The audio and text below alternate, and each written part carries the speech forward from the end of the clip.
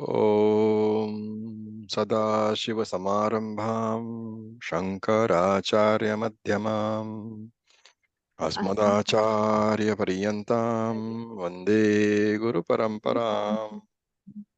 ॐ सहना भवतु सहनौ भुनक्तु सह वीर्यं कर्वावहै तेजस्विनावधीतमस्तु मा विद्विषावहै। ॐ शान्ति शान्ति शान्तिः। That's it. Namah Shivaya. Shivaya. Okay, so we have been seeing the summary of the mantras in the Kaarikas, and we did last two Kaarikas, and where Gaudapada summarized the first and second pada. So now we are looking at Kaarika number 21, which we will chant. Please unmute yourself. Makara bhave prajnasya Makar bhave prajnasya manasamanyamutkutam manasamanyamutkatam matra sampratipattau tu matra sampratipattau layasamanyamevacha. laya samanyameva cha. Okay, so I'm muting you all. So this is a summary of Gaudapada summarizing the 11th verse of the Upanishad, which we did last. And matra sampratipattau. So while looking at the equation between the matra and the pada, between the matras and the padas of Atma, what should you do? Makara bhave prajnasya. Makara of Om. Matra refers to Omkara and the pada refers to Atma. So Makara bhave, Makara, the M. Prajnasya. Prajna is what? The third pada. Right? So, and Ma is the third matra. So the third matra of Om and the third pada of Atma, which is Prajna, they should be equated. And when we say Prajna, we have to also bring in the Samashti, the universal part. Prajna is the Vyashti, the micro Atma, so to call. And the Samashti part, the corresponding universal, is Antaryami or Ishvara, Karana Prapancha, the entire Karana universe. So Makara Bhave, the Makara, the Ma is equivalent to Prajna, is equivalent to Ishvara, the entire Antaryami. And what are the similarities? So then you say Manasamanyam. Manasamanyam, the similarity is the measure. So Mana here refers to Mitehe of the 11th mantra. So you should recall in the 11th mantra we said that there is a measure into which grain is poured, and when the grain is poured, the grain disappears, and when it is poured back into the bag of the person buying the grain, it reappears. So the Mitehe is the similarity which is being referred to over here, Mana Samanyam. So what is the similarity? The entire gross world, Sthula Prapancha, and the subtle world, Sukshma Prapancha, they enter the Karana Prapancha during Pralayam. And when Srishti starts again, they again emerge out of the Karana Prapancha. And that's why Karana Prapancha here is being equated to the measure. And Makara, the Ma, is being equated to that measure. Utkatam. Utkatam means it is clear, it is evident. So the Upasaka, when he is doing the meditation on Om, on Omkara, when he comes to the Makara, what is the visualization that he gets? What is the understanding that he has? That this Makara is upon the Karana Prapancha, and the Karana Prapancha is like the measure into which this Thula Prapancha and Sukshma Prapancha disappear during Pralayam and reappear during Srishti. So all this has to be clear in your mind when you are doing the meditation.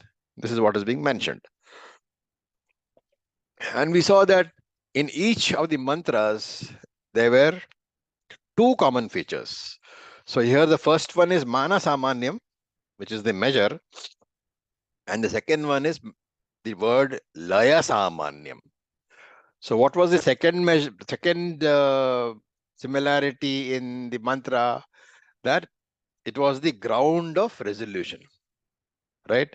The whole world at the time of Pralayam, it goes back into Karana Prapancha.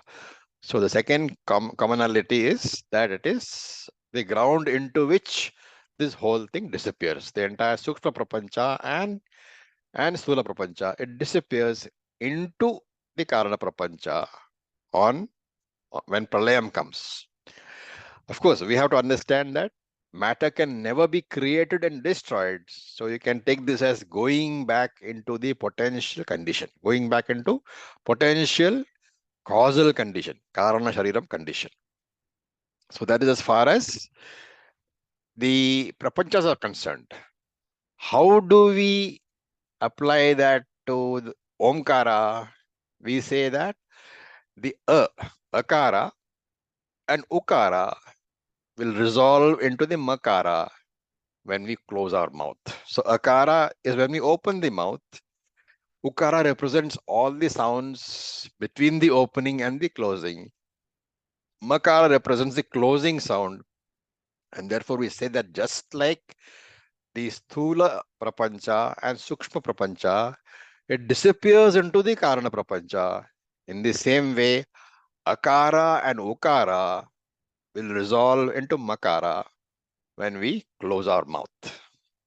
Okay. Do you see any scope for an argument here? Those who have understood this properly, have understood the 11th mantra properly, should be able to get a doubt. What is the doubt?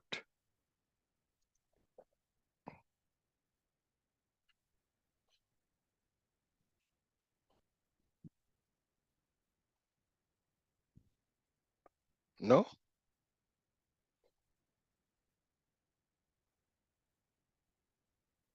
What is the relationship between Akara and Ukara?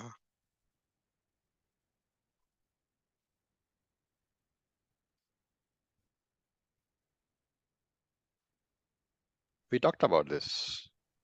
They both combine and form O, Akara and Makara, Fine. Akara and Okara. That's one relationship. But the first sound is what? It is the cause of Akara. the second. Exactly. So Akara is the cause of Ukara. And Ukara is the cause of Makara. Therefore, Akara is the cause of Makara.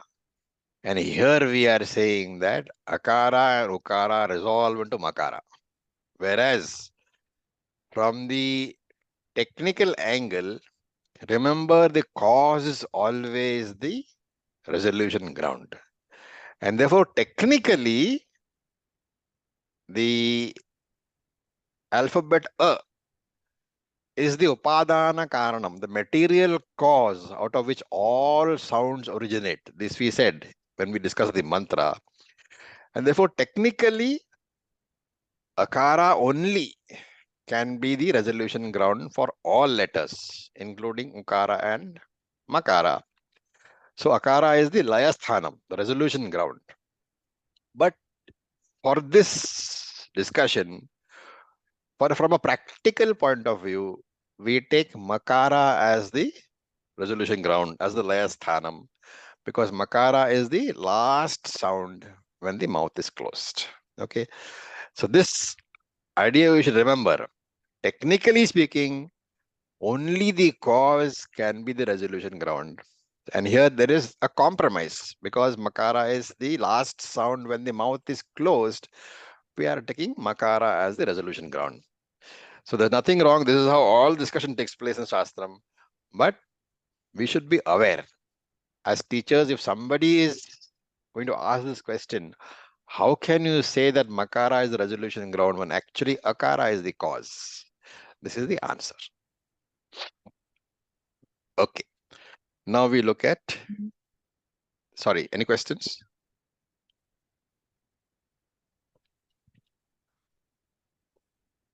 All right. So we look at the 22nd mantra.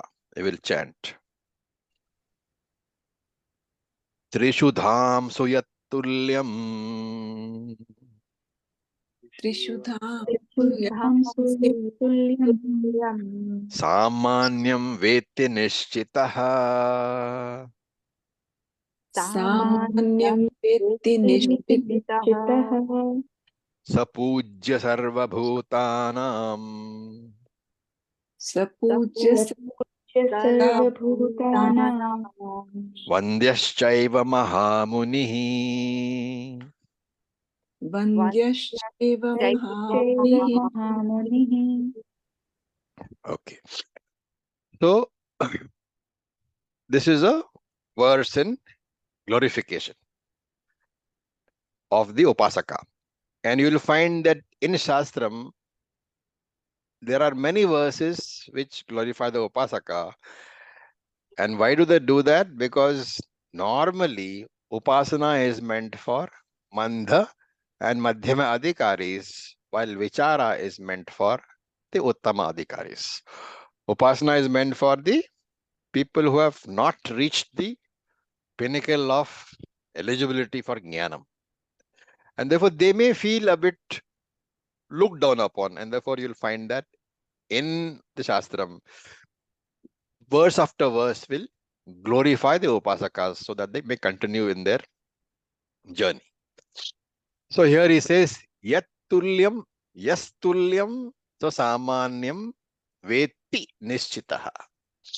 Yaha tulyam sa samanyam veti nishchitaha.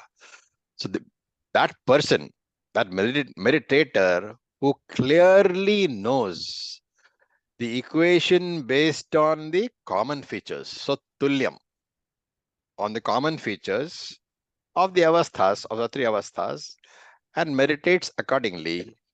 For him, Trishudhamshu. So Trishudhamshu here means the three avasthas, the three states of experience. So Trishudhamsu, he meditates according to his understanding that there is a equation between the padas and the matras. So padas are of course the avasthas, right?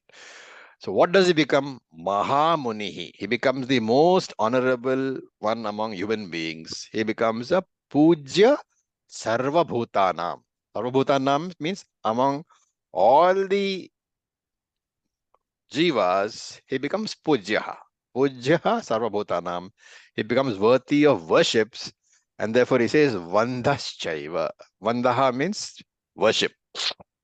And therefore he is also called a Mahamunihi.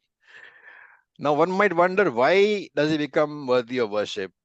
So Shankara explains that because of his upasana, he will become a Brahmavit in this loka. And Brahmavits are always worthy of worship. So Shankara leaves it at that he will become a Brahmavit. Now Anandagiri thinks, that if you just leave it at Brahmavit, people might think that by doing upasana, you will become Brahmavit.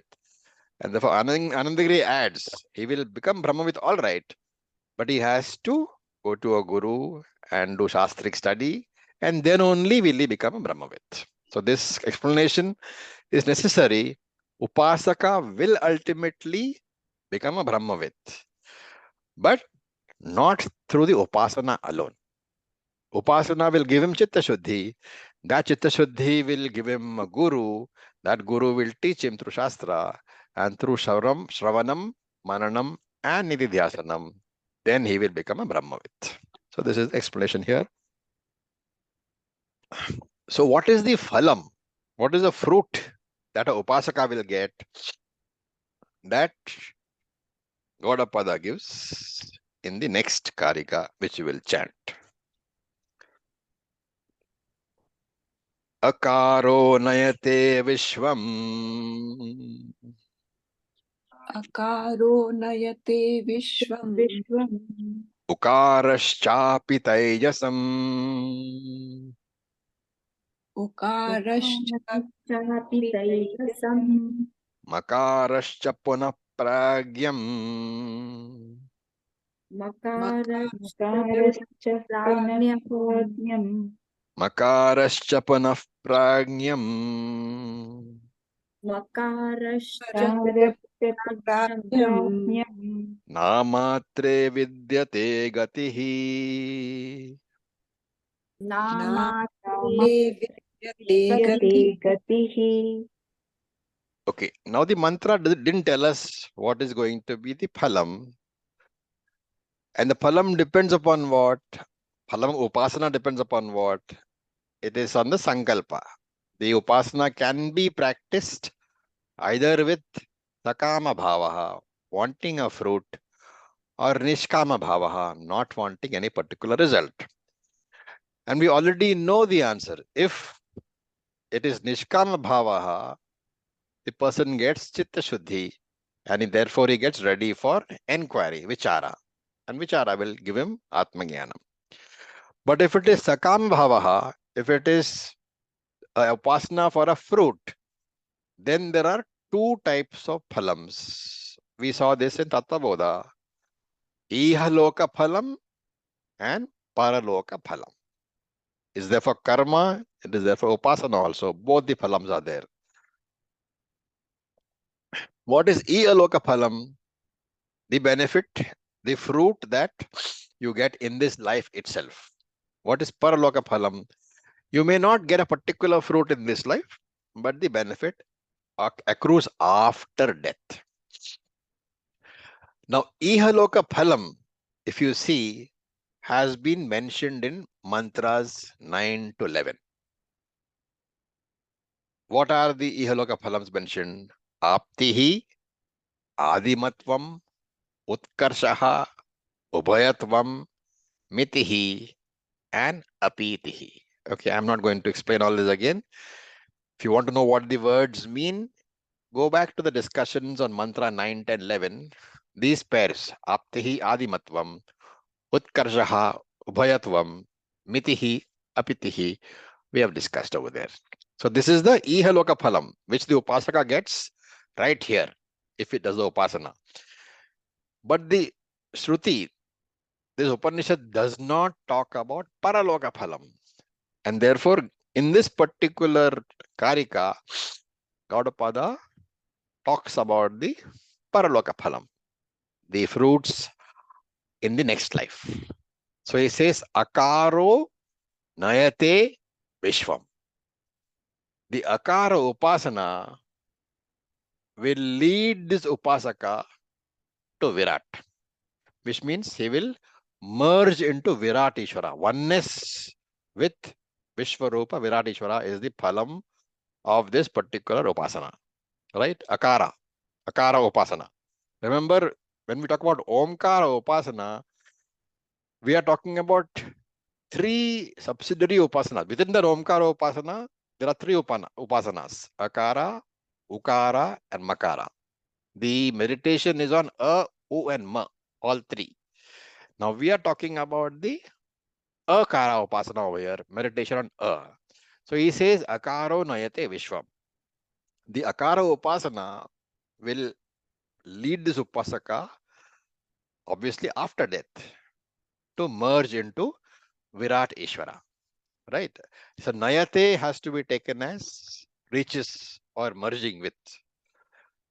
Now the question is, do you have a question based on this particular quarter?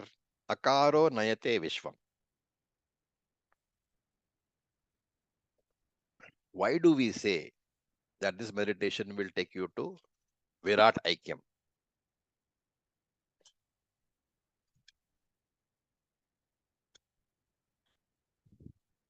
You have to analyze rapidly. What alternative meaning can there be to Akaro Nayate Vishwam?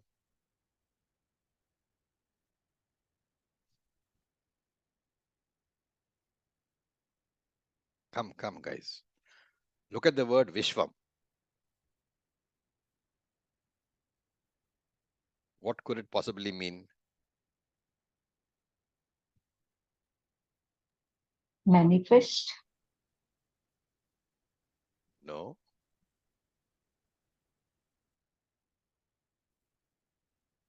Why can it not be in Vishwa? So when you say Akaro Nayate Vishwam, Vishwam is Vishwa basically. Vishwa has two meanings, which we saw in the mantra also. Vishwa can mean the Vyashti consciousness associated, which is Vishwa, or the Samashti consciousness, which is Virat. Why are we saying that you have to take the Samashti interpretation here? Why can you not say that the Upasaka will merge with Vishwa?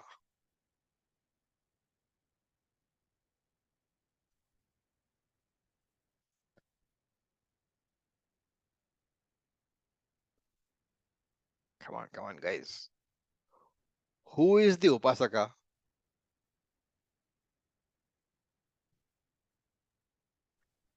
Jiva. Vyashti. Vyashti. Vyashti Jiva. In which state is he? Is he in Jagrat or is he in Swapna or is he Jagrit. so Jagrit. if he is a Jiva in Jagrat Avastha, what is he called? Vishwa. Vishwa. Vishwa. You see, that is why you don't take the example, don't know the meaning, because it is the Vishwa himself who is doing the Upasana. Where is the question of merging with Vishwa? It is the Vishwa, the Vakar Jiva, who is doing the Upasana. So Upasaka is anyway Vishwa, and therefore the only merger can happen with Samashti. Okay. Now again, when you say Nayate, merges with, can this be taken as moksha?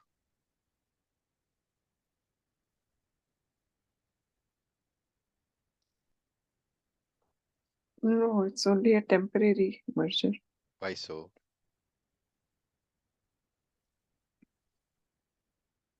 The answer is correct. Temporary merger. But why? It's not through Jnanam, it's through Upasana. It is through Upasana, it is not through Jnanam. It cannot be moksha. Therefore, it's a temporary merger. As long as the punyam of the Upasana lasts, he will be one with Virat, and later he will be reborn. Right?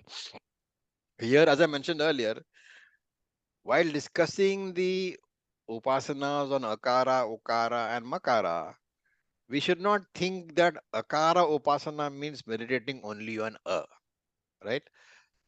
There is no Akara Upasana separate from Omkara Upasana. So Akara Upasana has to be taken as meditation on Omkara, but with the primary focus on Akara. Similarly, Ukara is meditation upon Omkara, but primarily focusing upon Ukara.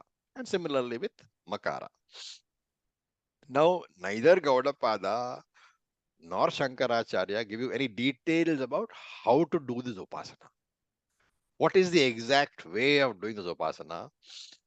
And we can take it that because he does not expect senior students to remain in the Upasana stage, he does not give it any importance at all. And therefore, he has not commented specifically. Now look at the second quarter, Ukaraschapi Taijasam. The Upasana which is Ukara Pradhana Omkara Upasana. It is Omkara Upasana, but primarily focusing on Ukara. So taking the same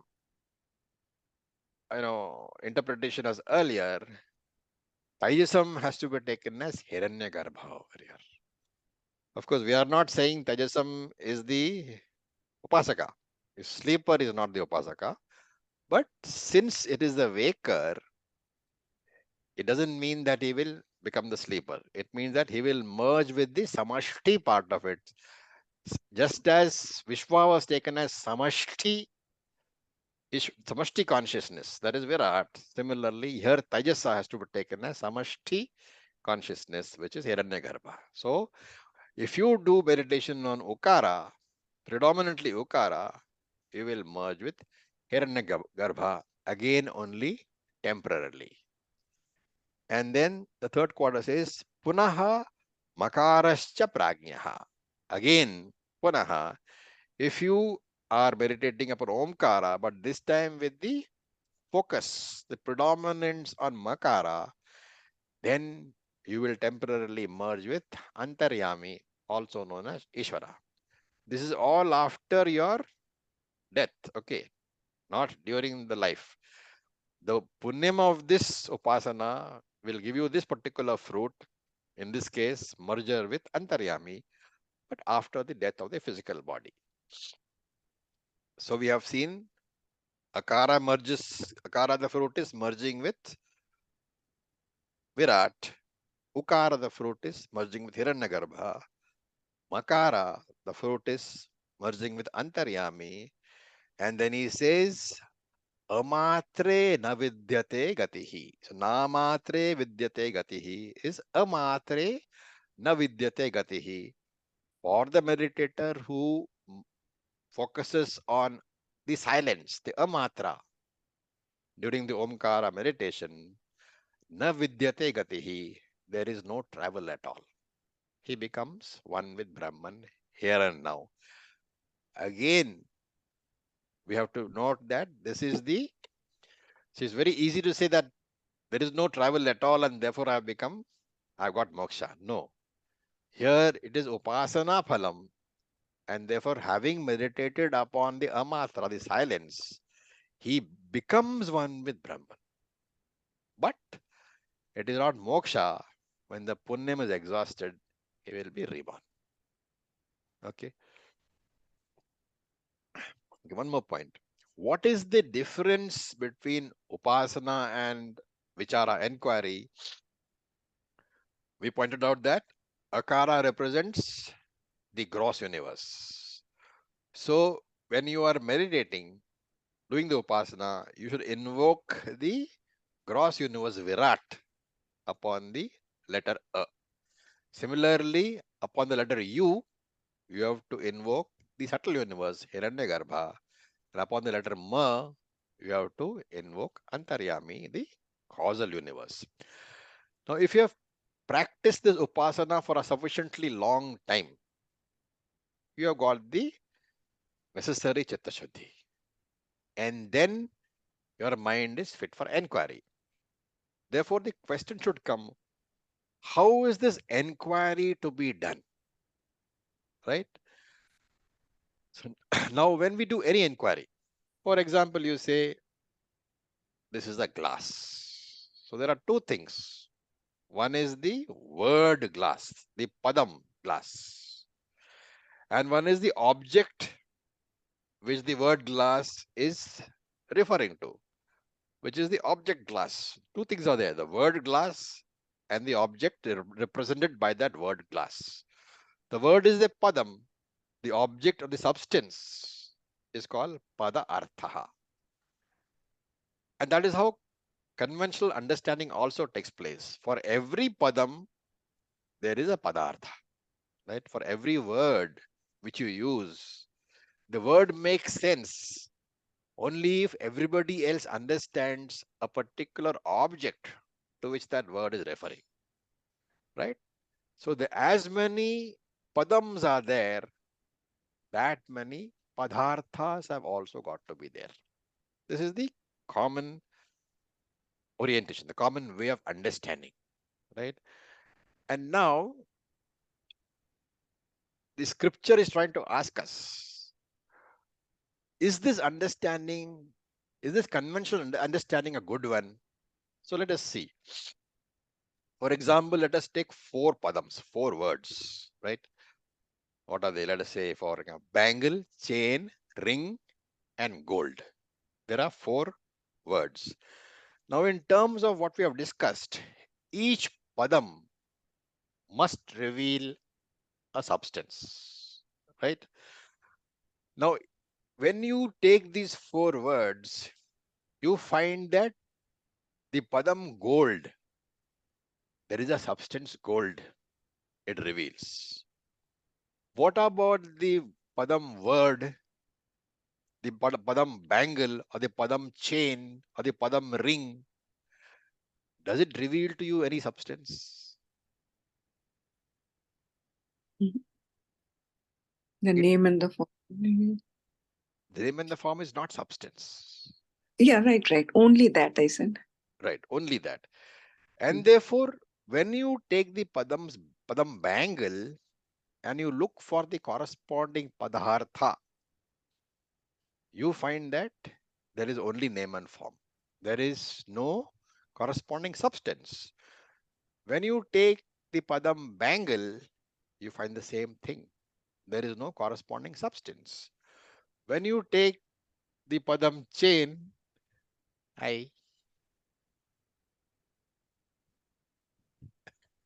it's okay. When you take the padam chain, you will find that there is no corresponding substance. In all the three, if you have to look at the substance is gold alone.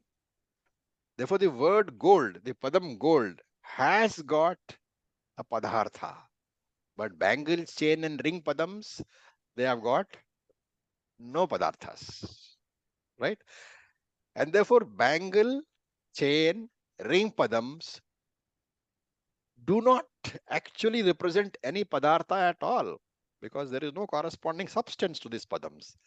And this is how you dismiss these three padarthas. You say that there is no padartha corresponding to bangle, there is no padartha corresponding to ring, there is no padartha corresponding to chain, and therefore I can dismiss these three padarthas. There are no padarthas which correspond to these three padams. There is no substance called a bangle, there is no substance called a chain, there is no substance called a ring. Now comes another leap in your understanding. There has to be a relationship between padams and padarthas. These two words have meaning only when the relationship exists, padam and padartha. But if you are dismissing the padartha, if you are negating the padartha, then there is no relevance for the padam also. The word has a meaning only when there is an object revealed by the word. Therefore, this enquiry you will find, first you will dismiss the objects, the padarthas. And because the objects are dismissed, you will find that the relationship no longer exists, and therefore you dismiss the padams also. Therefore, the enquiry leads toward resolution of both padam and padartha. Do I make sense? It's something which we have not discussed before. It's a new idea coming out of this Upanishad. The net result of the enquiry is that the padam is dismissed and the padartha is also dismissed. Why is this idea very important? Because there's Brahman alone that's like beyond all this. Very good. There is only Brahman, Turyam, the only substance. There is no Sthula Prapancha as a substance. Therefore, the very word Sthula Prapancha has to be dismissed. There is no Sukshma Prapancha as a substance. Therefore, the very word Sukshma Prapancha has to be dismissed. There is no Karana Prapancha as a substance. That also has to be dismissed. There is no tangible substance represented by all these three words. They are only names and forms. When the prapanchas are dismissed, the corresponding words also lose relevance. What is the result of an inquiry? Sthula, Sukshma, Karana prapanchas are dismissed. The words are dismissed. Sthula, Sukshma, Karana Padharthas, the objects are dismissed. What is left behind? Pada, Padhartha, Vilakshana, Turyam. That Turyam, that Brahman, which is different from the Pada and different from the Padartha, which is different from the word and different from the object represented by the word, that Turyam alone remains. And therefore, dismissal of the three Padas leaves behind, dismissal of the three Matras, dismissal of three Matras, to take this example to Omkara, in the same manner, you will dismiss the three Matras. What is left behind is a Matra alone, silence alone. So dismissal of three Padarthas, the remainder is Turyam, the substance. Dismissal of three Matras, the remainder is Amatra, the silence. And therefore, Turyam and Amatra, they are equated. Therefore, this enquiry will lead to the dissolution of both the Padams and the Padarthas. Okay. Any questions so far? Very involved argument. I hope you got it. Any doubt, you should ask now. Om Acharya. Yes, please go ahead. Natraji, please go ahead. Okay, then can you hear me? Yes, Nataraj, I can hear Okay, thank you. I just wanted one clarification. Earlier you mentioned the Brahmavit state. Yes. Does that correspond to what we learned in TTC, that it's Bhumika 4? Brahmavit here is simply taken as a jnani, right? Now, in our three bhumikas actually, and the seven bhumikas, the stage 4 is the jnani stage. And jnani means basically the person who has understood that is Brahman. Right. Okay.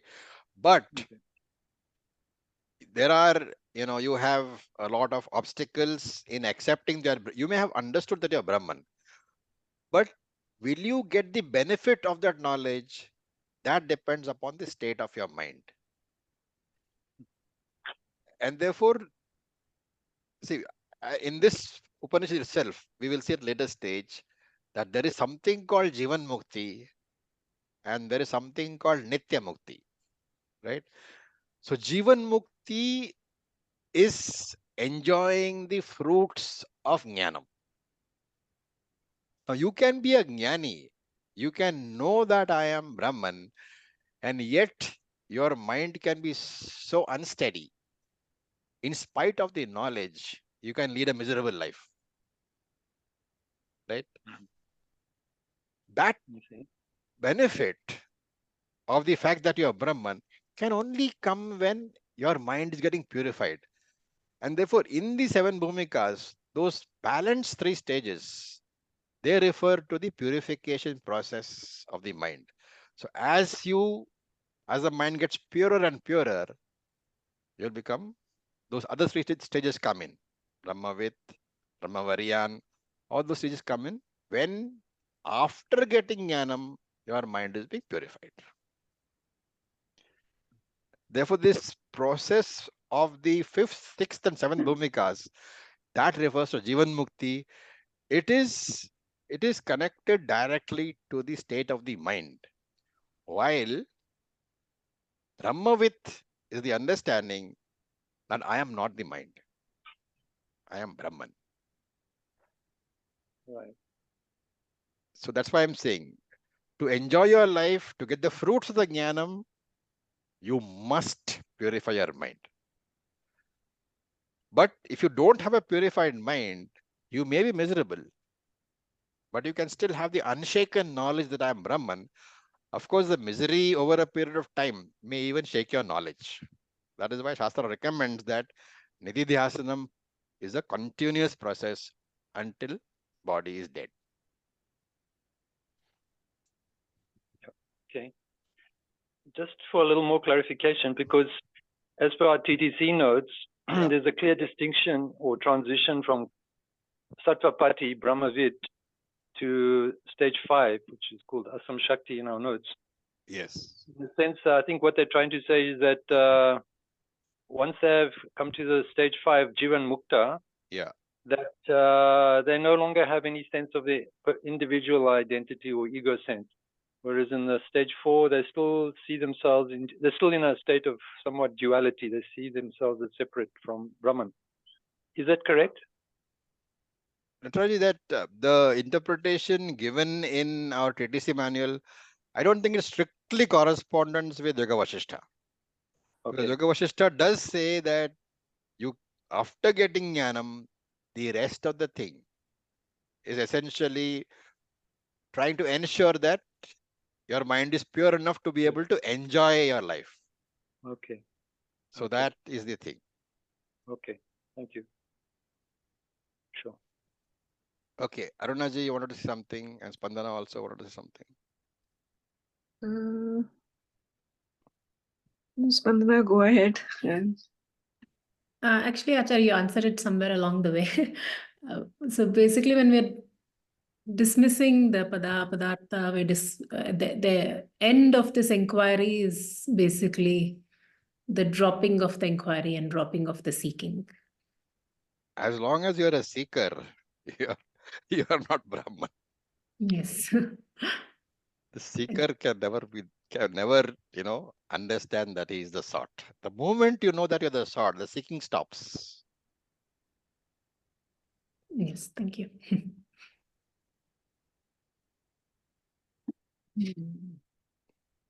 Arunaji. No, I was just wondering, finding it very difficult to comprehend that how one can focus only on or only on ukara or only on makara, when it's like That's why I'm saying. So there is no accepting for a statement that it is the Omkara Upasana is Akara Pradhanyam or Ukara Pradhanyam or Makara Pradhanyam. That is the only statement you find in the scriptures, that predominantly the focus is on But how it is done, there are no instructions that I have ever come across. So yeah. that's why I said that Shankara didn't seem to think it was important. And strangely enough, Right. even the other commentators don't seem to have thought that there should be some more, thing on that.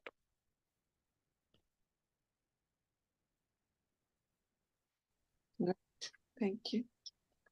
Yes, June.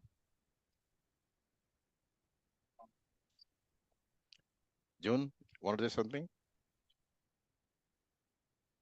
Okay, I think June's mic is just on, so it's fine. Right, we'll start off with the last mantra, and then we will see how long we have. So mantra number 12. Amatrash chaturtho vivaharyah. Amatra Chaturtho Vyavaharyah. Amatrash chaturtho vivaharyah. Amatra Chaturtho Vyavaharyah Prapanchopashamaha. Prapanchopashamaha Shivo Advaitah. Shivo Advaitah Evam Omkara Atmaiva. Evam Omkar Atmaiva Samvishatyatmanatmanam. Samvishatyatmanatmanam Ya evam Veda. Ya evam Evam Veda. Veda. So we said that by negating the three prapanchas, you arrive at Turyam. And by negating the three matras, you arrive at Amatra. Now, the word Amatra is a very interesting word. It's the definition is Matrana Santi iti Amatraha. What is meant by Matra? Those of you who have done chanting, we discussed this in also in Taittiriya Upanishad, Matra. Syllable. Syllable you can say, or you can say it is the time unit for Oh, yes. measurement of chanting a syllable, Right. right? For example, akara. This is one matra. Akara. U. So akara and ukara have one matra. One matra means one measurement of time for chanting. But makara is not ma, it is ma, right, with the halant. Therefore, makara is half unit. And therefore, u and ma, all three have got matra, units of chant, units of measurement for the chant. What about amatra? It is silence. It does not have a measurement at all. And therefore, amatra. Matra na santi. There is no measurement for the silence. Therefore, it is called amatra. It is nothing but the silence in between two ohms. When you finish om, before you start another om, there is a silence. That silence is called an amatra. Now, an interesting point here is, does this silence have a beginning or an end? You have to think carefully before you answer.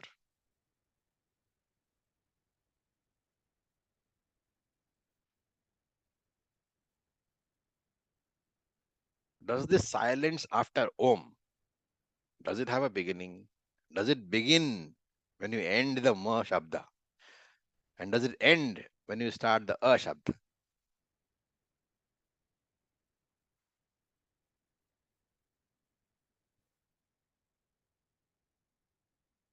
Anybody?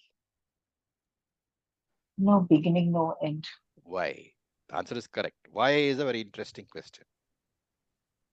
Because the O, and the Ma, all three of them were said in silence. The silence was always there. Right. The silence is the very basis, the substratum. And on top of that silence, you have put a, u, and ma. Right? It's a superimposition. It's an adhyasa. Therefore, a, u, and ma, they have got beginning, they have got end, they are finite. But they are superimposed upon the very substratum, which is the silence. The amatra is the adhishthanam. It is not finite, and therefore it is called amatra. And that silence is the fourth matra, chaturtha. It is called turiam, right? So therefore, similarly, you cannot talk about turiam. You cannot talk about amatra. Why can you not talk about amatra? Because by amatra means silence. By talking about it, you are breaking that silence. You cannot talk about amatra at all. And similarly, you cannot talk about turiam. And therefore he says, amatraha chaturthaha avyavaharya. Avyavaryaha. You can look at the words. Amatrascha. So that to break it over there. Amatraha chaturthaha. And there is avagraha. You drop that. Avyavaharya. Avyavaharya means beyond transactions. Vyavahara is transactions. Avyavaharya is beyond transactions. So amatra chaturtha. Chaturtha means turiam. Okay, another word for turiam. And literally, turiam means chaturtha. Therefore, amatra chaturtha means amatra and turiam both are avyavarya, beyond transactions. And then he says prapancha upashamaha. Prapancha upashamaha. Upashamam means withdrawal, free from. Therefore, this is free from amatra, is free from the prapancha. Which prapancha? Amatra belongs to which word? Omkara. Omkara is the world of the world of words, the world of names. And therefore, when you say amatra is prapancha upashamaha, you are saying that this amatra is beyond the world of names also. And similarly, turiam is beyond the world of padharthas, the objects represented by the names. And therefore, this is the relationship. Amatra is free from the world of padas. Turiam is free from the world of padarthas. Amatra is free from names and forms. Turiam is free from objects. Right?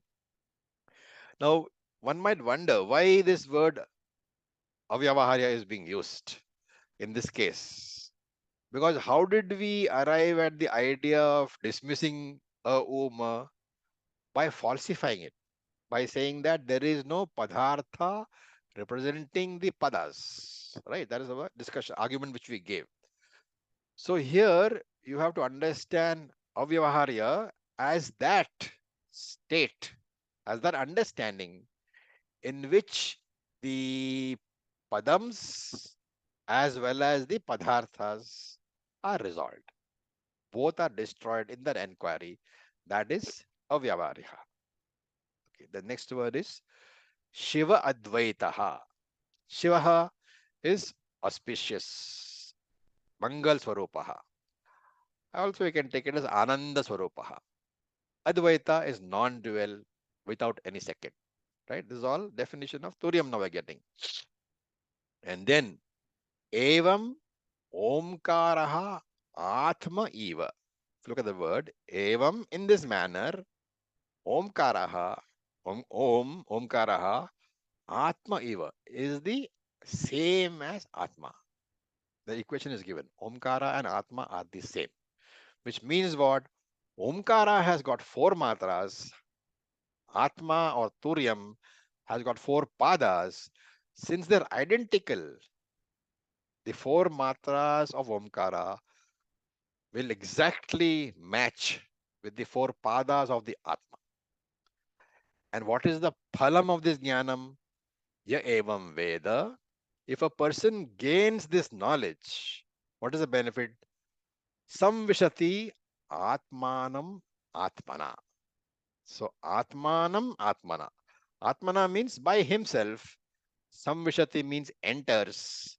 Atmanam is atma, the object. So it's a second, it's an object. So by himself, he enters the Atma. This is the benefit. The person who gets this knowledge, he enters Atma by himself. He enters into that Atma, which is his real nature. Where was it described? Mantra 7 and 12. He enters that Atma. So this is the benefit. Okay. Now we also said another subsidiary point. Okay. We said that the 4th matra of Omkara is what? A matra, silence. You remember the discussion where we talked about whether ignorance is absence of knowledge. What was the conclusion?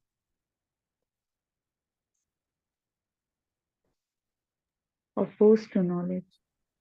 Is opposed to knowledge. We also said ignorance has to be necessarily an entity, positive entity. Why? Because it gives rise to a product, right? A non-existing thing cannot give rise to a product. Similarly, when you say silence over here, a matra, we have to be very clear that the silence is not referring to absence of sounds. Same argument. If silence is taken as the absence of sound, then it is an entity which is not existing. And therefore, Atma, represented by that silence, will be non-existent. Therefore, this Atma, this silence, has to be understood as the very consciousness principle which reveals the absence of sound. And therefore, silence, the 4th matra of Omkara, is the consciousness principle because of which I can say there is silence here, there is no sound here. And therefore, this silence, this consciousness principle, silence, is not opposed to sound. This silence can exist with sound. And if that sounds too complicated, you replace silence with Atma or Turiam. This Turiam can coexist with sound, right? If you define silence as absence of sound, it is opposed to sound. and it cannot coexist with u, and ma. But we just finished saying that u, and ma is superimposed upon the silence. Therefore, this amatra is consciousness principle. This has to be clearly understood. And therefore, if you look at the whole flow, by inquiry into Atma, we arrive at Turyam, right? By inquiry into Omkara, we arrive at Amatra. Both Amatra and Turyam are nothing but consciousness principle, which is the witness of the presence and absence of everything, including the world. Witness of the presence and absence of the prapanchas, witness and of presence and absence of the matras, right? And with this, the discussion on mantra number 12 is over. But one question can come. Supposing there is a student who has not yet been able to appreciate the equation between matra and pada, what should he do? So Shankara says, in that case, he should use this Omkara for upasana, not vichara. If you are unable to understand the matra pada differentiation, Shankara says, go back to upasana. Use the Omkara for upasana. With sufficient upasana, Omkara will give a chitta shuddhi.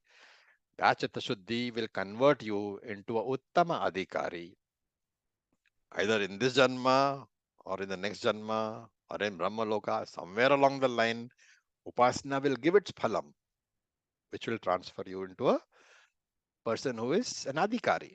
And then you come back to Omkara. Omkara vichara, right? With this, the Mandukya Upanishad is ended. The 12 mantras are over. But before he concludes this chapter, Gaudapada wants to, tell us that some amount of nididhyasanam should be done. That we will see in the next class. Any questions?